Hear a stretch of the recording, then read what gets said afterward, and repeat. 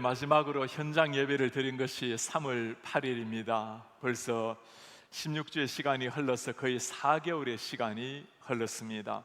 오늘 아주 적은 분들이 이렇게 현장 예배를 시작을 했지만 멀지 않아서 우리 하나님께서 모든 성도님, 우리 어린아이들로부터 어르신까지 함께 손을 맞잡고 예배할 날을 주실 것을 믿습니다.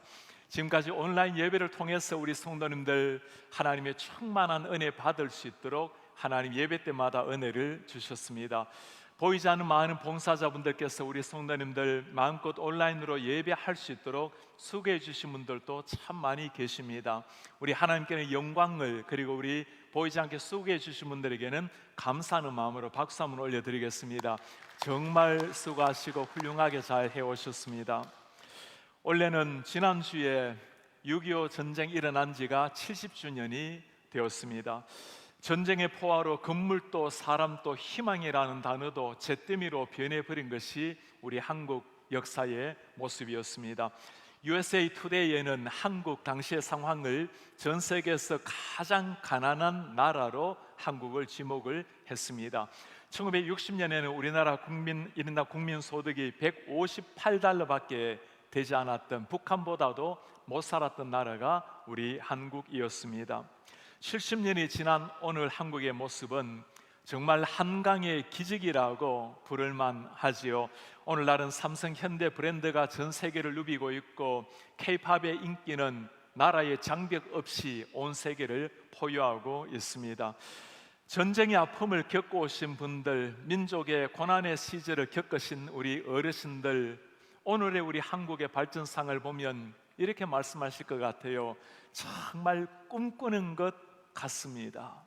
우리가 꿈을 꾸었던 것들이 현실이 된 기분입니다. 꿈꾸는 것 같은 기쁨의 노래를 부르는 사람, 오늘 우리 또 한 민족이 있습니다. 이스라엘 백성들입니다. 우리가 읽은 시편의 말씀은 이 이스라엘 백성들이 포로를 끝내고 자유의 몸이 되어서 하나님 앞에 부르는 놀라운 찬송의 고백입니다. 바벨론 제국의 포로로 잡혀갔던 이스라엘 백성들, 70년 동안 고통스러운 포로 생활을 끝내고 고국으로 돌아옵니다. 포로 생활을 보내면서 그들이 가장 그리워했던, 사모했던 것이 무엇일까요? 함께 하나님의 백성들이 성전에 가서 예배하는 일이었습니다. 개인 예배는 어느 곳에 가더라도 무인도에서도 할 수 있는 일이지만 하나님의 백성들, 형제 자매가 함께 예배하는 일, 함께 성전에 올라가서 여호와의 이름을 부르며 찬송하는 일, 늘 사모하며 하지 못해서 아파했던 이스라엘 백성들이었습니다. 이제 포로 끝내고 하나님 앞에 나와서 그 영광의 찬송을 부르며 성전으로 올라가는 사람들, 그들의 찬송 소리가 우리가 읽은 오늘의 말씀입니다. 오늘 노래는 과거를 회상하는 앞부분 말씀, 그리고 미래를 바라보면서 하나님 앞에 간구하는 두 부분으로 되어 있습니다. 1절의 말씀입니다. 여호와께서 시온의 포로를 돌려보내실 때 우리는 꿈꾸는 것 같았도다. 포로에서 해방되는 날, 정말 꿈꾸는 듯한 모습이었습니다. 자신의 힘으로 자유를 얻어도 꿈꾸는 듯 할 텐데 이스라엘 백성들은 포로 생활 끝내는 것이 자신들의 능력 때문이 아니었습니다. 이스라엘을 무너뜨린 나라가 바벨론이었죠. 이 바벨론을 무너뜨린 나라가 페르시아입니다. 성경에 보면 바사 제국이라고 나와 있죠. 이 바사 제국이 들어와서 고레스 왕 때에 이스라엘 백성들에게 자유를 준 겁니다. 이제 70년 동안 노예 생활, 포로 생활을 했으니 본국으로 돌아가라고 은혜를 베풀어 준 겁니다. 이스라엘 백성들, 이제는 잃었던 나라에 돌아와서 그들의 무너진 성전을 회복해서 다시금 예배하러 올라가며 그때 그 가졌던 감격스러운 기쁨의 자유의 모습, 우리 한국 민족은 누구보다도 이 자유를 얻는다라는 것, 해방을 얻는다라는 게 무엇인지를 잘 아는 민족입니다. 일제 침략하에 36년 동안 나라를 잃고 고통스럽게 세월을 보냈던 사람들, 광복을 맞이해서 광복절 노래 여러분 기억을 하고 계십니까? 1절 2절의 시작이 이렇습니다. 흙 다시 만져보자, 바닷물도 춤을 춘다. 꿈엔들 잊을 건가, 지난 일을 잊을 건가. 흙을 다시 만져보자. 식민지 시대 포로된 삶이라 하더라도 흙은 똑같은 흙입니다. 그러나 자유를 잃어버린 사람의 흙은 그냥 평범한 흙이 아니죠. 마치 자유를 잃어버린 듯한 흙, 똑같은 바다의 파도 소리를 듣지만 식민지 시대의 파도 소리는 고통스러운 아픔으로 다가왔을 겁니다. 포로 생활 동안에 그들이 가장 아파했던 것이 무엇일까요? 우리의 말로 마음껏 가르치고 우리의 말로 자녀들 가르쳐내는 것. 이스라엘 백성들에게 가장 아팠던 것은 성전에서 예배할 수 없었던 고통이었습니다. 하나님을 사랑했지만 이방 땅에 살아가면서 예루살렘을 바라보면서 늘 예루살렘을 향해서 아픔의 눈물에 예배를 드렸던 사람, 오늘 해방이라는 기적 같은 소식이 그들 위에 들려온 겁니다. 지난 4개월 우리는 잠시 동안이라 하더라도 우리 하나님의 백성들이 함께 예배당에서 성전에서 예배하지 못했던 그 아픔, 안타까움을 우리도 충분하게 다 경험을 했습니다. 오늘은 아침에 들어오면서 로비에 사람들이 있다라는 것, 주차장에 차들이 모여들기 시작하는 것을 보면서 얼마나 정말 감격스러웠는지, 우리 하나님께서 오늘은 우리가 부분적으로 이렇게 예배를 하지만 이제 다음 주부터 그 다음 주에 점점 많은 성도님들이 마침내는 우리 어르신들과 어린아이들 모두가 함께 예배할 날이 우리 앞에 눈앞에 펼쳐질 줄을 믿습니다.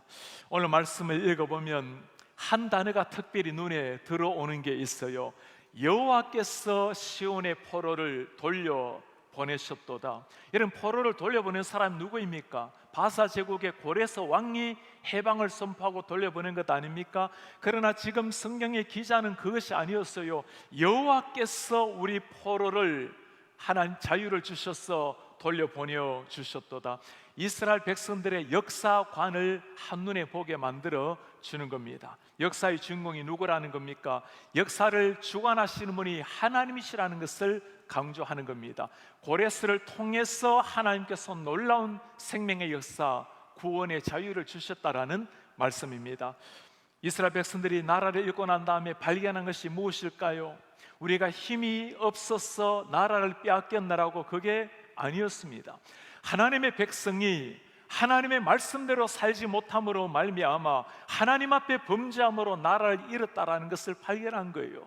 하나님 앞에 회개하며 눈물로 나아갔을 때 하나님이 때가 되어서 그들을 다시금 회복시켜 주신 겁니다. 역사의 주인공이 하나님이라는 걸 본 겁니다. 우리가 세상 역사를 두고 히스토리를 두고 하나님이 써 가시는 역사, 히저 스토리라고 말한 이유가 바로 여기에 있는 겁니다. 이번에 코로나 바이러스 상황을 겪으면서 존 파이프 목사님이 쓴 책이 있죠. 코로나 바이러스와 그리스도라는 책입니다. 이렇게 해석을 해요. 하나님은 모든 것을 다스리시며 God is all governing, 그리고 완전히 지혜로운 분이시다. 하나님은 코로나 바이러스를 다스리신다. He is sovereign over the coronavirus. 나는 이것이 좋은 소식이라는 것, 곧 혹독한 섭리 가운데서, 여러분 이 단어를 잘 한번 보세요. bitter providence, 혹독한 섭리이지만 하나님의 달콤함을 경험할 수 있는 비결임을 보이기를 원한다. It is the secret of experiencing the sweetness of God. 하나님의 그 달콤함을 경험할 수 있는 bitter providence 속에서도요. 그래요, 코로나 바이러스는 참 아픈 일이었습니다. 많은 사람이 희생을 당하기도 하고 경제적인 어려움, 마음껏 예배할 수 없는 많은 아픔들 우리가 맞았습니다. 그러나 이런 bitter providence, 혹독한 섭리 가운데서도 하나님께서 하시는 일이 있다라는 거죠. 우리가 얼마나 연약한 자라는 것, 세상에 어디에도 우리의 마음을 둘 것이 없다라는 것, 오직 하나님 앞에 소망을 두어야 된다라는 것, 진정한 반석은 예수 그리스도 밖에 없다라는 걸 주님이 가르쳐 주시기를 원하시는 겁니다. 이 bitter providence, 혹독한 섭리를 통해서도 하나님이 뜻을 발견하지 못한다면 우리가 겪은 고난이 얼마나 그저 아픔으로 끝나는 고난일 뿐이겠습니까? 하나님께서 우리에게 주실 때는 뜻이 있고 하나님의 백성들을 더 하나님 앞에 세우기 위함이죠. 하나님께서 모든 것을 주관하고 계신다라는 것, 그리스도인이 가지는 역사의식이라고 말할 수 있습니다. 우리 한국 전쟁도 마찬가지였죠. 6.25 전쟁을 겪으면서 우리의 선조들, 할아버지, 할머니, 부모님들 참 땀 흘려서 오늘의 역사를 이루었습니다. 우리는 그분들을 향해서 감사의 고마움의 박수를 보내야 할 것입니다. 그러나 또 한편 이 모든 역사의 배경에는 전능하신 하나님의 손길이 함께 하셔서 기도하는 하나님의 민족으로 만들어 주시고, 새벽을 깨워서 밤이 늦도록 기도한 한국 민족, 하나님 앞에 선 하나님의 백성들, 하나님께서 오늘의 한국을 만들어 주셨다라는 것, 비록 사람의 땀을 통해서이지만 하나님 역사의 주인공이라는 것, 우리 그리스도인들이 가지는 역사의식이라고 말할 수가 있는 겁니다. 이런 사람들이 오늘 할 수 있는 고백이 이거예요. 하나님께서 우리 민족을 포로 끝내고 돌아오게 하시니 꿈꾸는 것 같습니다. 누가 이렇게 말할 수 있는 사람일까요? 하나님을 아는 사람, 그리고 하나님의 역사를 기대하면서 기도하는 사람입니다. 포로로 생활을 한다 하더라도, 관심 없이 살아간다면, 자유를 맞이하더라도 그냥 육신의 평강을 누릴 뿐입니다. 하나님 앞에 간절한 마음으로 눈물로 간구하는 사람은 해방이 되었을 때, 오 주님, 하나님이 우리를 위해서 엄청난 일, 큰일, 기적 같은 일을 행하셨군요. 기도하는 사람이 할 수 있는 고백입니다. 그들의 구체적인 고백이 무엇일까요? 2, 3절에 말합니다. 그때 우리 입에는 웃음이 가득하고 우리 혀에는 찬양이 찼었도다. 그때 문나라 가운데서 말하기를 여호와께서 그들을 위하여 큰 일을 행하였다 하였도다. 여호와께서 우리를 위하여 큰 일을 행하셨으니 우리는 기쁘도다. 포로 생활 끝내고 돌아오는 이스라엘 백성들, 큰 기쁨의 그 감격이 눈에 선하지 않습니까? 단 한 해가 반복이 되는 게 보입니까? 여호와께서 우리를 위하여 큰 일을 행하셨도다. 우리는 기쁘도다. 하나님이 행하셨다라고 역사의 주인공 되신 하나님께 영광을 돌리는 사람들, 여러분 오늘 말씀을 가만히 한번 생각해 보세요. 포로 생활 70년 지났습니다. 아버지들, 할아버지들 다 그 땅에서 돌아가신 거예요. 누가 돌아온 겁니까? 자녀들, 손주들이 돌아온 겁니다. 부모 세대는 다 지나갔지만, 부모 세대는 사라졌지만 사라지지 않은 것, 그들에게 남겨준 신앙의 유산이었습니다.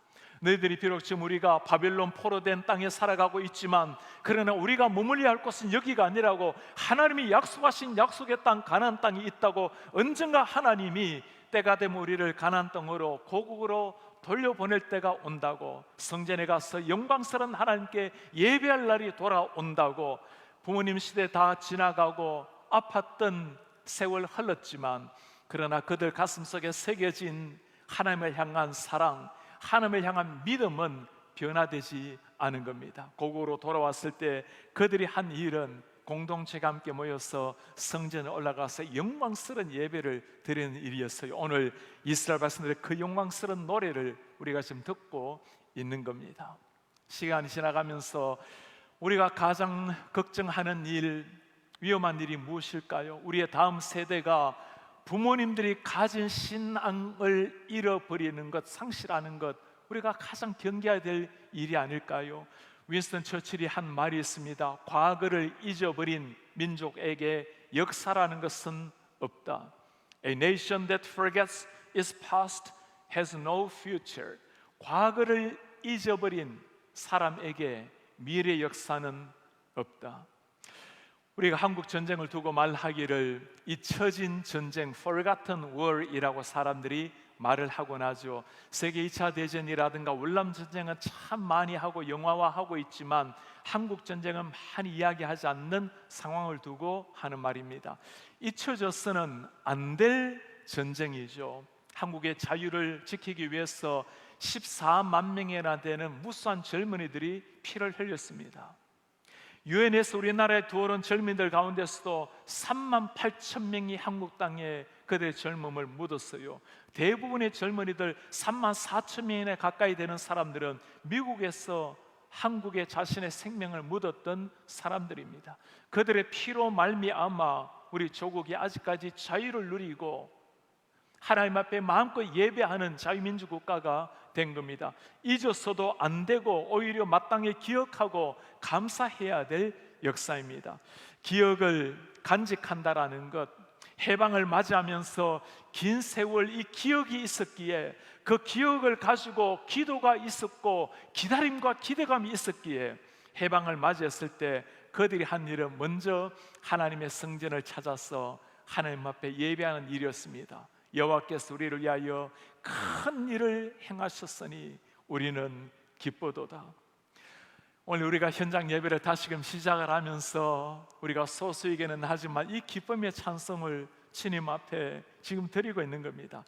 지난 4개월 동안 매 순간 저 뒤에는 카메라를 바라보면서 설교를 했는데, 오늘 우리 성도님들 여러분들의 눈을 보면서 이 설교하는 게 얼마나 감격스러운 일인지, 우린 지금까지 주일이 되면 하나님 앞에 나와 예배할 수 있었던 것이 그냥 평범한 일로 생각을 했는데, 지금은 그 누구도 이것이 평범하지 않다라는 걸 다 알고 있습니다. 저도 마찬가지예요. 제가 카메라를 보고 4개월을 설교를 하고 나니까 우리 성도님들 여러분들의 눈을 보면서 설교할 수 있는 게 얼마나 감격스러운 일인지 하나님 앞에 강단에 설 때마다 감사하고, 우리 성도님들 예배 자리에 나올 때마다 그냥 주어진 것이 아니라 특별한 은혜로 여기고 감격스럽게 꿈꾸는 것 같은 마음으로 예배하는 우리 성도님들이 되기를 바랍니다. 지금까지는 1절 3절에서 과거에 하나님이 행하신 그 역사를 두고 하나님을 찬송하는 말씀이었습니다. 이제 4절부터는 미래를 바라보면서 하나님 앞에 간구하는 말씀입니다. 4절에 말씀하고 있어요. 여호와여, 우리의 포로를 남방 시내들 같이 돌려 보내소서. 남방의 시내들 같이란 말은 like stream in the Negev라는 영어 번역을 해놓았습니다. 저 이스라엘 백성들의 남쪽이, 이스라엘 남쪽이 남방 네게브 지역입니다. 저 남쪽에 흘러가는 시냇물처럼 포로들을 돌아오게 해 주십시오. 무슨 말일까요? 일부 포로가 돌아왔지만 아직까지 모든 포로들이 돌아온 것이 아니었습니다. 지금 하나님 저 남아있는 포로들도 속히 돌아올 수 있도록 은혜를 베풀어 주십시오. 오늘 우리가 현장 예배를 다시금 시작을 하면서 드린 기도가 바로 이 기도입니다. 주님, 이제 우리가 현장 예배를 시작을 했으니 우리 모든 성도님 마음 놓고 안심하고 건강하게 예배할 수 있을 날을 속히 허락하여 주시옵소서. 어린아이들, 어르신들 마음껏 악수하며 허감히 예배할 날을 허락해 주십시오. 포로된 나를 돌아오게 도와주십시오. 포로된 자들이 돌아오게 하소서. 우리 성숙한 하나님의 사람들이 해야 될 기도를 보여주고 있어요. 먼저 하나님 앞에 선 사람들이 때로 연약한 형제 자매들을 바라보면서도 해야 될 기도입니다. 제가 우리 성도님들한테 이 코로나 바이러스를 지나가면서 늘 강조한 것이 있습니다. 한 성도님이라도 이런 어려운 상황에 외로운 눈물을 흘리는 일이 없도록, 남몰래 고통스럽게 힘겹게 싸워가는 일이 없도록 우리가 한 가족입니다. 피를 가지고 나눈 그리스도를 머리로 한 지체가 우리 교회 공동체입니다. 우리 지역도 마찬가지예요. 우리 교회가 이 지역의 모든 한인교회 모든 교회를 책임질 수는 없습니다. 그러나 하나님께서 우리 교회를 이 지역에 세우셨다면 한 교회라도 이번 어려움으로 말미암아 어려움 당하는 일이 없도록 우리 교회와 더불어 모든 교회가 코로나 바이러스를 이겨내고 함께 영적인 빛상을 세워나갈 수 있도록, 그것이 우리가 하나님 앞에 해야 될, 함께 기도해야 될 미래입니다. 하나님께서 행하실 일을 바라보면서 주님, 저 네게브 사막에 피가 흘러서 물이 넘치듯이 하나님의 놀라운 역사가 풍성하게 도와주시옵소서. 이런 역사가 하루아침에 이루어진다면 얼마나 좋은 일 아니겠어요? 그러나 하나님의 역사에는 때로는 인내 시간이 필요하죠. 기다림이 필요하고 극복해야 되는 그 기도의 시간, 인내 시간은 때로 아픔의 시간이기도 합니다. 이때 우리가 어떻게 나아가야 될까요? 오늘 시인은 5, 6절에 우리가 해야 될 일을 말씀해 줍니다. 눈물을 흘리며 씨를 뿌리는 자는 기쁨으로 거두리로다. 울며 씨를 뿌리러 나간 자는 반드시 기쁨으로 곡식단을 가지고 돌아오리로다. 오리로다. 우리가 지금 눈물의 씨앗을 뿌리는 시기가 있지만 한 가지 확실한 것이 있다고 말씀합니다. 반드시 기쁨의 단을 가지고 돌아올 그 날이 있다라는 말씀입니다. 그러니 그 날을 바라보며 울더라도 씨를 뿌려라는 말씀이죠. 당시에 씨를 뿌린다는 것, 여러분 그때나 지금이나 기대감을 가지고 씨를 뿌리는 것 아닙니까? 왜 눈물을 흘리며 씨를 뿌릴까요? 씨를 뿌리는 시기는 주로 봄에 파종을 합니다. 봄이 되면 우리가 춘궁기라고 하잖아요. 먹을 것이 없는 시기가 봄의 시기입니다. 이 씨앗마저도 뿌린다면 이제 농사할 수 없는, 아픈 배를 움켜쥐고 눈물을 흘리더라도 씨를 뿌린다는 거죠. 씨를 뿌릴 때면 비가 내려야 됩니다. 때로는 마른 땅을 바라보면서 싹이 트기를 바라면서 눈물을 흘리며 씨를 뿌리는 것, 그때 뿌리면서 얼마나 안타까운 마음이겠어요. 배고픔을 참아야 되고 많은 땅을 향해서 간절한 마음으로 씨를 뿌리지만 울며 씨를 뿌린다 할지라도 때가 되면 열매를 맺어서 기쁨으로 단을 거두는 그 감격, 그 꿈을 꾸면서 씨를 뿌리는 겁니다. 눈물을 쏟으면서 씨를 뿌리는 민족, 이스라엘 민족 뿐이겠습니까? 우리 신자의 삶에도 이런 일이 왜 없겠어요? KCBC 라이프 시간에 목요일에는 우리 선교사님들 소개를 하고 있습니다. 이번 주에는 일본에서 10년 동안 선교하신 유영재 선교사님 부부를 소개하는 시간입니다. 일본 1000명에 한두 명 예수 믿는 정말 척박한 땅이 일본 땅 아닙니까? 그 척박한 땅에 10년 그 젊음을 다 쏟으신 선교사님 얼마나 힘들었겠어요. 인사를 나누고 일본에서 선교하기 참 어려웠을 텐데요, 선교사님 하신 말씀이었어요. 눈물로 씨를 뿌리지만 하나님께서 영혼의 추수를 맛보게 하실 때는 그 희열이 있습니다. 그 긴 세월 고통스러운 삶 가운데 보이지 않는 열매를 바라보면서 선교하신 이유가 바로 이거구나 생각이 들었어요. 울며 씨앗을 뿌리지만 하나님의 놀라운 은혜로 생명의 열매를 거두는 그 감격, 눈물로 씨를 뿌리는, 눈물로 기도의 씨앗을 심는 사람, 우리 기독교 역사에 가장 우리에게 성자라고 알려진 사람 한 사람, 성 어거스틴이 있습니다. 기독교든 가톨릭이든 많은 사람이 그를 정말 성자처럼 존경을 하고 그의 가르침은 지금 1400년이 지나도록 우리에게도 아직까지 메아리 치고 있습니다. 그 성 어거스틴이 본래 그런 사람이 아니었어요. 참 남봉꾼으로 하나님을 버리고 마니교로 또 신플라톤주의로 이교도에 빠졌던 사람입니다. 나중에 32살이 되어서 회심하고 하나님 앞에 나와 그 인생을 참 아름답게 불태웠던 사람, 이 어거스틴이 있기까지 꼭 등장하는 이름이 모니카 어머니 이름이에요. 그 이단으로 빠져버린 아이를 위해서 밤낮 눈물로 수십 년을 기도했던 모니카 여사의 눈물의 기도, 우리가 그걸 두고 하는 말이 있죠. 눈물로 기도하는 어머니의 자식이 망하는 법이 없습니다. 그래요. 눈물로 씨앗을 뿌린 자녀가 망하는 법이 없다고. 우리 삶에 아직까지 마르지 않는 눈물을 가지고 고통하는 분이 계십니까? 우리 성도님들, 하나님이 계세요. 우리의 눈물을 지켜보는 분이 계시고 그 눈물의 기도가 담겼을 때 고통스럽게 보일지라도 마른 땅을 깨고 씨앗이 나오고 싹이 트고 하나님께서 그로 하여금 열매 맺을 날이 온다라는 말씀입니다. 우리 가운데 내 삶이 아직까지 마치 바벨론 포로된 것처럼, 마치 네게브 사막에 비없는 사막 같은 느낌으로 고통하는 분이 계십니까? 우리 하나님께서 하신 약속이 있어요. 사랑하는 자녀들을 선한 길로 인도하시는, 최상의 길로 인도하시는 그 하나님을 바라보고 다시금 힘을 내고 일어나시기를 바랍니다. 포로에서 돌아와서 하나님을 찬송하는 일, 정말 꿈꾸는 것 같다라고 고백하는 이스라엘 백성들, 우리의 삶에는 포로된 인생에서 돌아온 해방도 중요하지만 훨씬 더 중요한 것이 있습니다. 육신으로 바벨론의 포로로 잡혀가는 것뿐만 아니라 우리의 영혼이 영적인 바벨론의 노예로 살아가는 것, 하나님 없이 이 세상의 노예로 살아가는 사람들, 사탄의 노예로 바벨론 포로로 살아가다가 소망 없이 죽어가는 영혼들, 그들 영혼들이 하나님으로 말미암아 바벨론 포로에서 진정한 해방을 맞이하는 것, 하나님께서 고레스 왕을 통해서 이스라엘 백성들에게 해방을 주셨다면 우리 바벨론 영혼의 포로됐던 우리를 위해서 우리 하나님이 하신 일이 무엇입니까?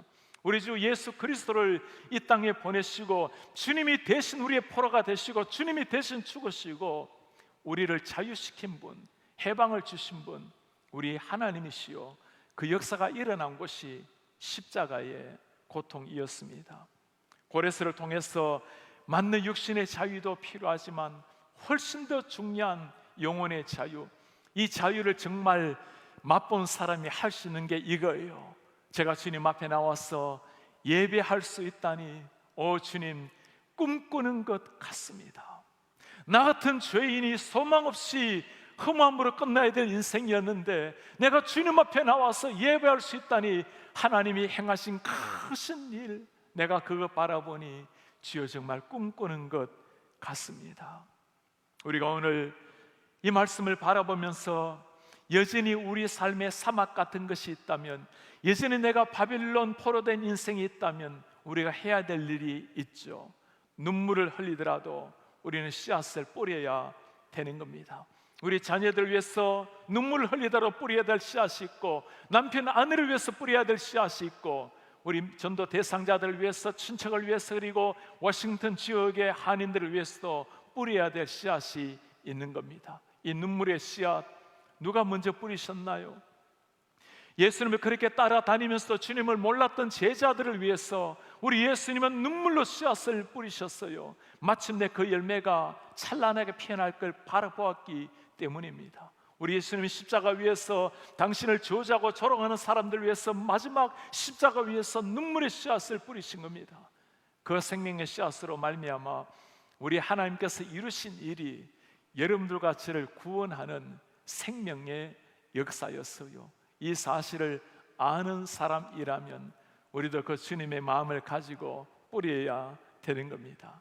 가정에서, 지역에서, 우리가 쓰는 직장에서 만나는 한 사람 한 사람에게 이 주님으로 말미암아 일어나는 진정한 영적 해방을 소개해 주어야 하는 겁니다. 오늘 우리는 포로된 땅에서 자유를 맛본 사람들, 포로된 땅에서 해방을 맞이해서 하나님을 영화롭게 찬송했던 사람들의 찬송시를 들었습니다. 이틀 전에는 권사님 한 분이 전화를 해왔어요. 목사님, 우리는 언제 예배하러 갈 수 있나요? 매일 예배하기를 참으로 눈물로 간구하며 보낸다고 하시는 우리 권사님, 조금만 더 기다려 주세요. 우리가 마음껏 예배할 날이 곧 다가오게 될 것입니다. 땅 위에서 하루하루 예배하는 것이 꿈 같은 사람들, 우리 사랑하는 성도님들, 이것이 그냥 주어지는 일이 아니라는 것을 우리가 보았습니다. 상황적으로도 코로나를 바라보면서 아니라는 것, 마음껏 예배할 수 있도록 그 뒤에 우리 주 예수 그리스도가 우리를 위해서 우리를 자유케 하시려고, 해방케 하시려고 피를 흘렸다라는 것을 본 겁니다. 어찌 우리가 평범하게 예배를 하겠어요? 하나님 우리를 위해서 생명의 역사를 이루셨습니다. 우리는 기쁘도다. 꿈꾸는 듯한 마음으로 하나님을 예배하게 될 것입니다. 언젠가 우리가 이 땅의 시간을 다 보내고 주님 앞에 서게 될 날이 올 것입니다. 그때는 찬란한 주님 앞에서 마음껏 하나님을 예배할 날이 올 거예요. 그때 우리가 똑같은 고백을 할 겁니다. 주님, 그토록 사모했던 천국에 들어와 보니 꿈을 꾸는 것 같습니다. 오늘 우리는 부분적으로 주님 앞에 나와서 감격적인 예배를 올려드렸습니다. 멀지 않아서 우리 주님 모든 성도님들, 어린아이, 어르신들 다 나와서 예배할 날을 허락해 주실 것입니다. 예배할 때마다 하나님이 행하신 일을 가슴에 새기고, 오 주님, 꿈꾸는 것 같습니다. 그 감격 가지고 여러분들 서 있는 자리에서, 그리고 하나님의 성전에서 감격의 예배를 올려드리는 이런 하나님의 사람들, 울더라도 생명의 씨앗을 뿌려서 하나님의 백성들 한 사람 한 사람 주님께 영광 돌리는 그날까지 울며 씨앗을 뿌려나가는 우리 하나님의 사람들 되시기를 주님의 이름으로 축복합니다.